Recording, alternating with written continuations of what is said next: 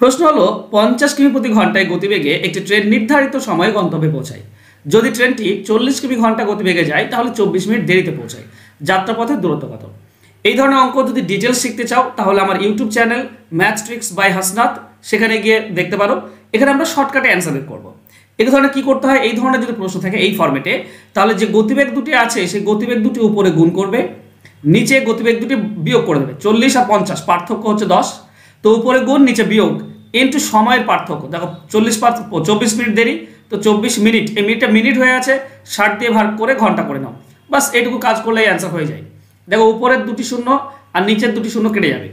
এখন 6 দিয়ে যদি 24 কাটো তুমি 4 পাবে, তো 4 4 16, 16 5 80, 80 হচ্ছে সঠিক উত্তর।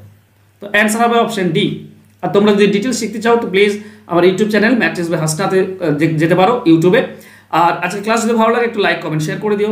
ধন্যবাদ।